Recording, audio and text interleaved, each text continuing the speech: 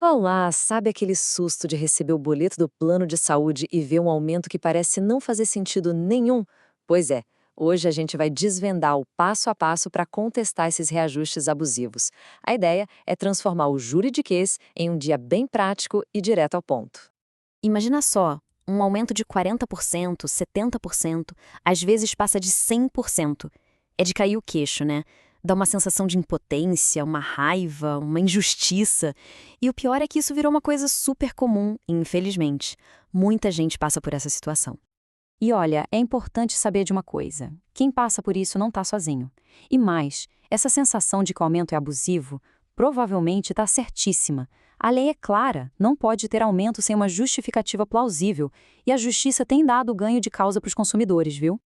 Ok, mas e aí? O que fazer quando a gente tenta negociar com a operadora e não dá em nada? Quando a conversa não leva a lugar nenhum? É exatamente essa a questão. Existe sim um caminho para buscar os seus direitos na justiça, e é esse caminho que a gente vai explorar agora. Bom, para a gente entender como lutar contra o aumento, primeiro a gente precisa entender de onde ele vem.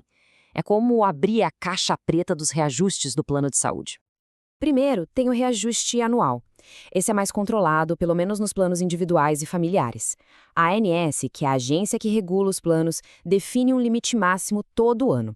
Em 2024, por exemplo, foi de 6,91%. É tipo um parâmetro do que seria um aumento razoável, sabe? Aí tem o segundo tipo, o reajuste por faixa etária.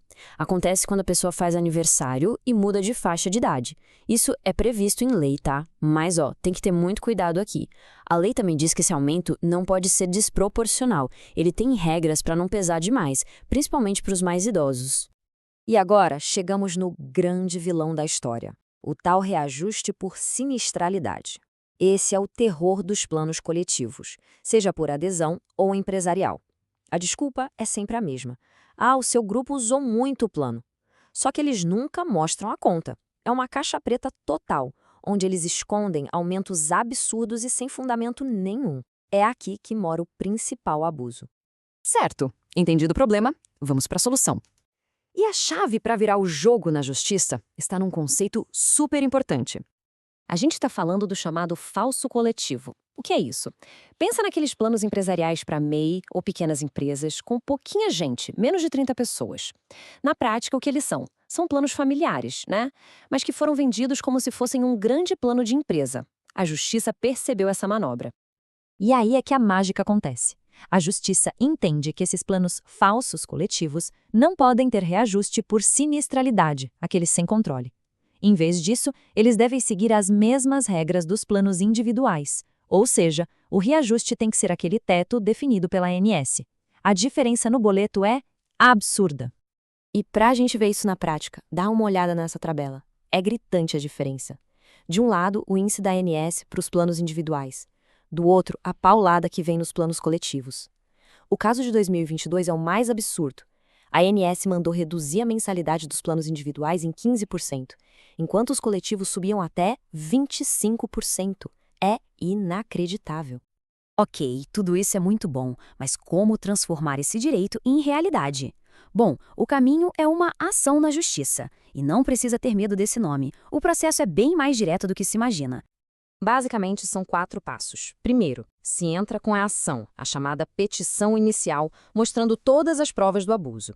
Segundo, e muito importante, se faz um pedido de liminar para suspender o aumento logo de cara. Terceiro, pode ser necessária uma perícia para comprovar tecnicamente que o reajuste não tem justificativa. E por fim, vem a sentença, a decisão final do juiz. E de tudo isso, a parte mais importante para o alívio imediato é o pedido liminar. Pensa bem, isso significa que não precisa esperar meses ou anos pagando aquele valor absurdo.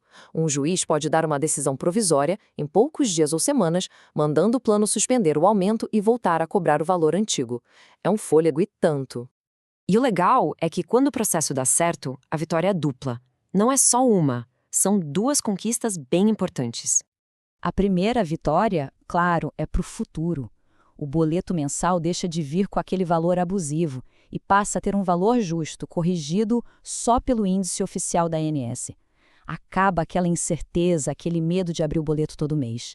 Traz de volta uma previsibilidade. A segunda vitória olha para o passado. É sobre o dinheiro que já foi pago a mais. E aqui tem um número-chave para a gente guardar.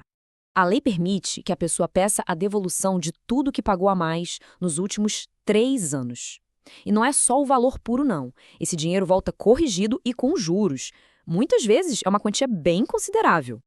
Para a gente fechar, vamos esclarecer alguns medos que são super comuns e que acabam impedindo muita gente de ir atrás dos seus direitos.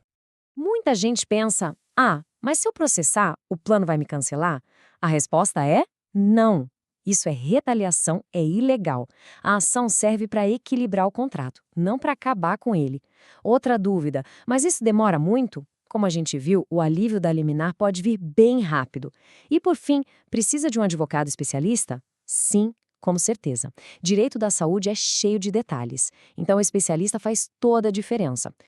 No fim das contas, entender como tudo isso funciona já é o primeiro grande passo para deixar de ser refém desses aumentos. A pergunta que fica é, sabendo de tudo isso, o caminho para ter de volta o controle do contrato não parece bem mais possível?